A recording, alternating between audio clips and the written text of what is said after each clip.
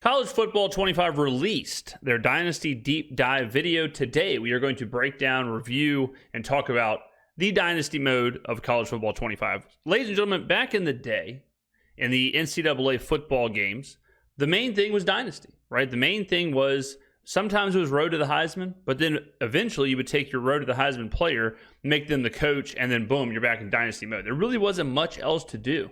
Nobody played one-on-one games. Nobody played seasons. Nobody played anything like that. They just cared about building up their dynasty. And everyone kind of agreed, or at least a majority of people agreed, to take the worst possible team and try and build them up, to try and get recruits, to try and turn Army or turn San Diego State or turn San Jose State. I still remember, we're talking about 20 years ago. I still remember multiple dynasties that I created. The Cincinnati Bearcats, back before they were good. The UL Monroe Warhawks. I remember that one. Cal, before Cal was good, or after Cal was good. San Jose State was one. And if you ask people, they can say the same thing. People will say, oh, yeah, I had Kent State. I took Kent State to this national championship, or I brought them to this bowl game, or I won a Heisman with this guy, or whatever.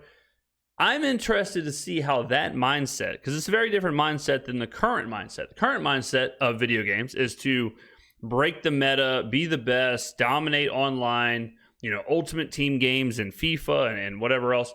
That is very different than how college football games have been in the past. College football games in the past have been, there isn't a meta. The meta is just take whatever job you can get, work your way up, kind of agree to struggle, and enjoy that kind of player versus computer feel. So I'm interested to see how that shapes out with the landscape of today's gaming. Hey everyone, Kirk Herbstreit here with EA Sports College Football 25, back for another deep dive. This time we're talking about everyone's favorite mode, Dynasty. Online Dynasty in College Football 25 can accommodate up to 32 teams. So Online Dynasty is something that is much easier to do now and is sweet in theory and will be fun and would be really cool. And it would have been cool back then. But just like online Madden dynasties back then, what we used to do with me and my friends was we would all get together at one house. We'd do a fantasy draft in Madden, and then we'd play like 3 or 4 seasons, and you play each person once, and then you sim to the playoffs, and you keep going. Or if you had less people, you'd play them twice, whatever.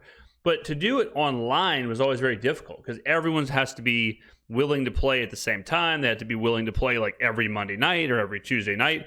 Otherwise, it just gets, you're playing one game every 3 weeks, and how are you supposed to enjoy a game like that, right? So online modes, much easier nowadays, but it's always seemed to be harder than it should be to get a true online dynasty going in any game. You can play with friends for up to 30 seasons. Today we'll take a closer look at the new 12-team college football playoff. That's awesome. Recruiting, the transfer portal, and a ton of customization options to make your program unique. College football has seen seismic changes over the past few years. And that's another thing too. Like you're talking about, think about how different college football is from 2014 to now. You have NIL, you have the transfer portal, you have the playoff. Like teams are in so many different conferences. Texas is in the SEC, Oklahoma's in the SEC. I'm still getting used to that. I was just talking to somebody a couple weeks ago, and I was like, well, Texas might be able to get through the Big 12. And I'm like, oh yeah, they're in the SEC now. So it's very different. And the game does have to deal with that. The game does have to deal with how NIL does impact teams. The game does have to impact how the transfer portal impacts college football. So it's a weird time for this game to be coming out because they have to figure out, one, how do we replicate the gaming experience that people want? 2, how do we make a great game? And 3, how do we make it authentic to what's happening in college football right now? And in EA Sports College Football 25, you can experience this new landscape while building your program the way you want. The 2024 season marks the debut of the new 12-team college football playoff, and you can play it first in the game months before the real thing. You could be the first coach to lead your school through the new 12-team playoff and hoist the college football playoff trophy. That is cool. The 12-team playoff is cool. there was a man, this guy's man spreading all in my face. Jesus Christ. I mean, the graphics didn't have to go that hard for this image. Lord have mercy. But back in the day, there was an element of, and I'm going to say back in the day a lot because this, we're talking about a 20-year situation here. Back in the day, or a 10-year situation here, not 20 years. But back in the day, the BCS was a bit of a wrinkle because if you had, like I said, UL Monroe and you went undefeated, they're not going to put you in the national championship game. You are not going to make the national title the first year. You're going to have to do it 2 or 3 years in a row before you even get a chance in the BCS. If you take Navy and you go undefeated, more than likely you will be in the top 12. You will be in the playoffs. It'd be very surprising to not get put in the top 12. So I love the playoff. I think the playoff's awesome, but that is one of those things where it's like, having to deal with the BCS and the voters and all that was kind of cool. The BCS wasn't cool, but recruiting is the lifeblood of college football. Yes. And in a world of unlimited transfers, managing your dynasty roster has never been more important. Recruiting was the best thing because you want to go get the best players, but like there's no possible way I'm going to get the number 1 rated quarterback, right? So you would have to figure out like, okay, what C- quarterback fits my scheme, and I'm going to dump everything I've got into this player. When I was taking over these horrible schools, you just needed someone that could do something. Like you needed one player, and then you could lean on that player to do everything and kind of be the superstar. And dumping all of your recruiting points into a 3-star quarterback, a 2-star quarterback who just was above 80 speed, and your whole plan is like, I'm just going to run around with this guy, or a wide receiver that had 90 speed. It's like, man, he's going to be my kick returner. I'm going to do jet sweeps. I'm going to give him screens. I'm going to throw it deep. Like, that was everything. So the recruiting system now, and I've just seen some stuff about like, you can DM on social media, then you can do visits, then you can do this. And it's got to be very detailed. Your needs and opportunities for talent upgrades at the start of each season. The best way to build a powerhouse is to recruit through the high school ranks. So let's fill up your recruiting board. Yeah, so let's take a look. So you got offer scholarship, schedule visit, and that's deep in the game, though. I remember you couldn't even do a scholarship or a visit until you got to a certain point. What else Each do they year, have? over 3,500 high school recruits are generated from all over the country, with certain regions representing real-world hotspots for blue-chip talent, like South Florida and Metro Atlanta. That's pretty cool. Do research to find recruits. Yeah, so this is sweet. Like, this is cool. This is awesome. I'm not going to lie. This is one of those things where you look at it and you're like, man, this is what you want. You want this part to be as detailed as possible. That best fit your program and determine who you can realistically land. A recruit's interest in your school is decided by Okay, we got academic prestige, athletic facilities, brand exposure, campus lifestyle. Like, look at these motivators and then think about taking, like, Toledo, or Tulsa, Marshall. And it's like academic or athletic facilities, D. Brand exposure, D. Campus lifestyle, D. Championship contender, D. Coach stability, D. Conference prestige, D. Like, how are you going to recruit? I love that. Like, this is UCF. How the hell is UCF an A, like a B? Well, I guess campus lifestyle probably would be pretty sweet. But brand exposure, athletic facilities, like, and UCF is one of those things that you take that job like 3 jobs down the line. UCF's like, if you're the head coach of UCF, you've probably been playing for a while. 18 different pitch grades like proximity to home, playing time, and brand exposure. So you'll need to discover how your program's pitch grades align with your recruit's desires, in addition to scouting for talent. Some players have a deal-breaker requirement, and if your program cannot provide the wow, that's crazy. So some players you just flat out can't get. Like some players, boom, straight up deal-breaker. Recruit will lock you out.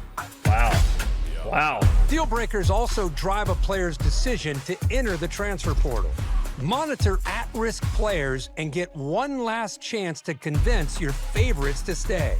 Track your recruits as they narrow down. A friend of mine, the Kent State one that I referenced, he talks about it all the time. He had a wide receiver who at Kent State was winning like the Heisman every year, but every year he would try and transfer. and he had to spend a ton of recruiting points just to keep him on the team. Man, I used to remember his name. So close to on the tip of my tongue of what the name of the wide receiver was. But like that is part of college football. Is that and that's what they're talking about here. Where like if you're Kent State and your wide receiver wins the Heisman and brand exposure becomes a deal breaker, you're going to lose him. Like if he locks you out, if he wants to go to LSU because of brand exposure and you have a C- or D+ brand exposure at Kent State, he gone pecan. Their top schools. Pitch a prospect to gain more interest. And then... Yeah, so you got contact family and friends, send the house, soft sell, hard sell, sway. I would assume that's not the radio host. Set up school visits when the timing is right. Oh, the school visits. Like, I remember you'd always try and schedule a school visit like against a rival or a big game, like really get the hype up for a visit. You didn't want to schedule a visit when you're playing a nobody or bye week. It's crucial to remain in their top 10, then 8, then 5 to finally be part of their top 3. Oh, so there's a cutoff. Okay, so if you don't get into their top whatever by a certain time, see up here you have the top 8, top 5, top 3. So if you're not consistently getting moved up, you will miss the cut, just like in golf. As a recruit trims down to the top 8, you can attempt to increase your appeal. If your school doesn't have exactly what the prospect is looking for, you can try to sway their opinion in your favor. Plan visits that elevate a recruit's experience, like pairing a quarterback visit with a wide receiver visit at the same time. Nice. It's crucial to keep an eye on the transfer portal when it opens in the offseason to round out your roster with talent you couldn't land from recruiting. Add portal prospects to your board just like you would with recruiting, but expect quick decisions as transfers have a shorter timeline to land a new home. Makes sense. Conference realignment is a hot topic in college football. And with I never really messed with this. So this was something that you could do back then. I never really messed with this too much. I know some people would take like I went to Southern Miss, and a lot of people that I were friends with would play with Southern Miss, and then eventually they would move Southern into like the SEC. I never really did that because I wanted to keep college. I wanted to keep everything how it is in real life. So I wanted like the rivalries to remain, the conferences to remain. So I didn't do too much customization. Same thing in Madden. Like I don't really like to do the fantasy draft in the franchise mode because I like, the Cowboys and the Chiefs or whatever to mean what they are. Like if I go play the Cowboys in my franchise, I want it to be, Dak Prescott and CeeDee Lamb and whoever. I don't want it to be Aaron Rodgers or Patrick Mahomes and so I try and keep it relatively similar, but different strokes for different folks. Custom conferences in EA Sports College Football 25, Dynasty is yours to control. See what a 20-team super conference might look like, or revert to the traditional conference alignment. Oh, wow. Shape the conference size and membership and set custom conference rules, set up divisions and more. I do think it's okay, though. Like if you're like 10, seasons down the line and you're playing with Southern Miss, like, okay, maybe they would get bumped to the SEC. Like maybe it is okay to move them around. It's so cool. You can pick the championship game location, the selection criteria. Like this is sweet. Once you've settled your conference options, it's time to select your team. Begin with a highly ranked team and dominate at the top with repeat recruiting and playoff success. Or who the hell is doing that? Like if you jump in and you pick Alabama and you're running your dynasty with Alabama, what is wrong with you? If you're running your dynasty with Clemson or running your dynasty with USC and Oklahoma, like what are you doing? Give it a few years. Like this is where it's at right here. The Middle Tennessee Blue Raiders. They might actually be too good. 1.5 stars. Show me the 1 star. Show me the no stars. Like Middle Tennessee, this good option for a school. Liberty, great option. ULL, great option. Louisiana Tech, great option. Build from the ground up with a smaller program and prove you have what it takes to go from an Kennesaw State Owls. This could be one. 1 star and CUSA. Oh yeah, this could be one. Known to postseason favorite. Yes. We can't talk about your dynasty without talking about your starting job. Yeah. Start as an offensive or defensive. Oh, this is heaven right here. This is the coaching carousel. You start as an OC or a DC, and then at a school, and then you rise the ranks, you run the coaching carousel. If you have success, then you may get a head coaching offer, or you may get an OC or a DC job at a bigger school, and then you keep going. Defensive coordinator. Show me the coaching carousel. Climb the ranks to head coach, or take over a program as the head coach right away. Boo. Choose from one of the 3 base coaching types to start. Your coach type will determine what coaching skill tree you start with. Oh my God. From there, the abilities you you got skill trees. This is unbelievable. acquire as you progress will determine what kind of coach you develop into. Unlock additional skill trees with better abilities. Or, if you build up multiple skill trees, you can unlock hybrid trees that leverage a more diverse This is an RPG. The details unbelievable. skill set. The coaching carousel is an important part of every coach's journey. Whether you're the head This is what it was all about, the coaching man at carousel. Like, you go to Middle Tennessee State, I'll tell you exactly how I would do it. Probably maybe how I do it. But you go to Kennesaw State as the offensive coordinator. You're there for like 2-3 years because you never know. Like, you're just playing the offense. Like, when you're the DC, you're just playing the defense. So if you're playing the offense and you score 28 points, the defense might give up 35. You might still lose the game. So you are begging for these teams to like get into bowl games. It's hard to have real success with those schools without playing both sides of the ball. So you may spend 2-3 years at Kennesaw State as the OC.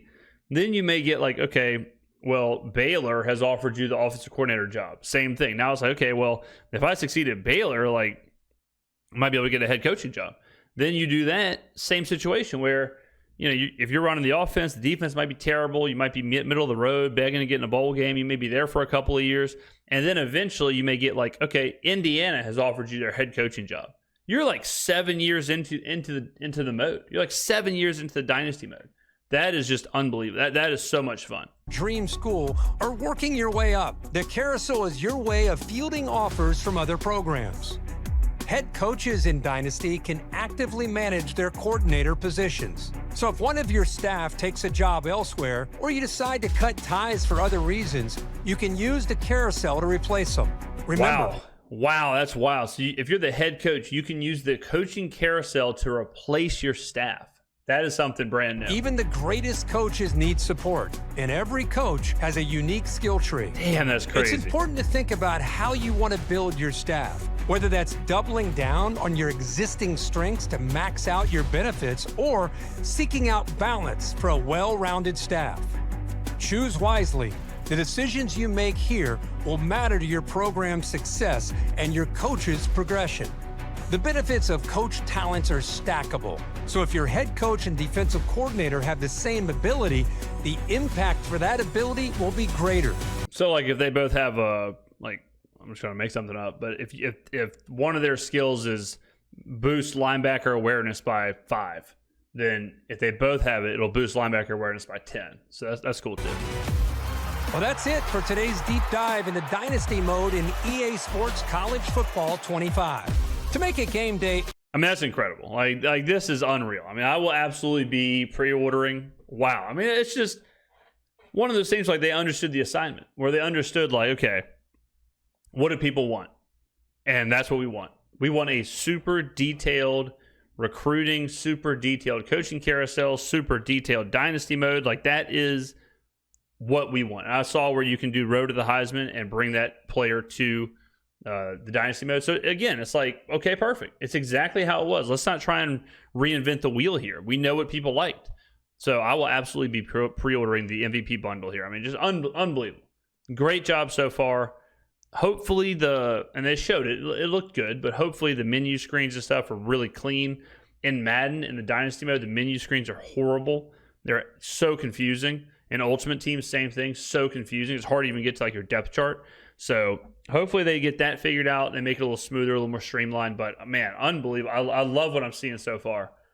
Really, really, really nice. I love the deep dive. And we're close. We're 13 days away from 3 days of early access. So we're less than 2 weeks away from playing the game, which is awesome. So let me know in the comments below what you thought about the Dynasty Deep Dive from College Football 25. If you'll be playing, if you'll be pre-ordering. Thank you for watching, and I will see you in the next video.